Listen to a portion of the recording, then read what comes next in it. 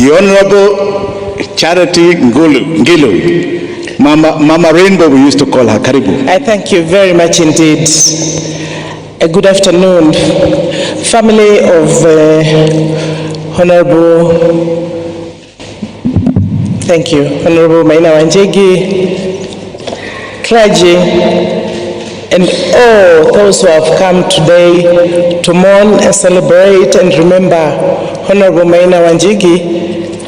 I, being one of you today, we celebrate and mourn a very, very important person in our country and in our history. I listened to Mama speaking,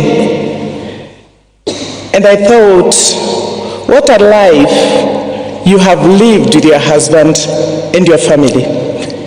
And really, the thing that caught me while I say, Paula, to you, is the person who God gave to us in this country, and whose example we should now look us as politicians and follow and make a better Kenya for everyone, as he did in his life as a politician, as a husband, as a father, grandfather, and indeed great-grandfather. Our church, and I'm a member of this church, Anglican Church, and I'm pleased he was a member of our church. Provost today has warned us that we must never speak politics in church, and I agree entirely. But the person we are burying here is a father, a politician, and also was a church member of Anglican. And if we don't say those things that he did because he was guided by what was happening in the country, what shall we be saying today, our provost? A person who was given such a responsibility of settling people, and his wife Maria asked, "Aren't you even getting 1 acre for ourselves?" And he said, "No."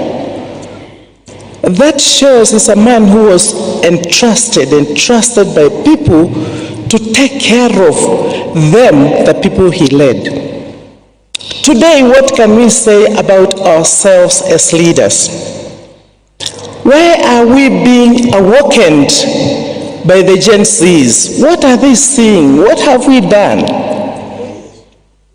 If we don't say this in places of worship like here, the real things, and we just be reading the Bible, we'll see our country go down. I think this is the place that we need to ask ourselves, what do we need to do with our country?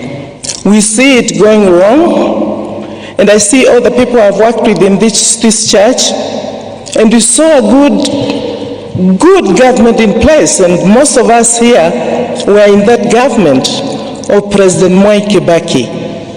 And we worked so well that we consulted and we served the people well, and they felt a good government. Isn't this the time that we all came together, because we have only one country, supported the Gen Zs, showed them the way so that we can have a Kenya that everybody can live and live happily? It cannot be. He did not do it for himself, and we should not do it for ourselves. We should do it for all those people who trust us with an office. I'm happy that our church and other churches may want to pick from here that we do not entertain too much harambis. Even if we do, you bring it quietly.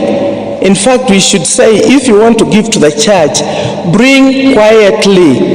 And the Bible says clearly that please, what you have in your right hand should not be known by your left hand.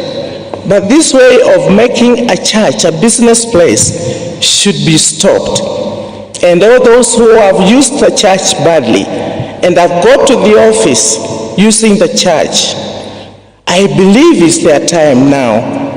Kwanza waseme sorry, come and say to the church you are sorry, and maybe exit. I want to thank each one of you, and indeed let's continue praying for this family, that God may give them strength and fortitude to bear the pain of losing their father, and indeed the entire country for losing such a great man.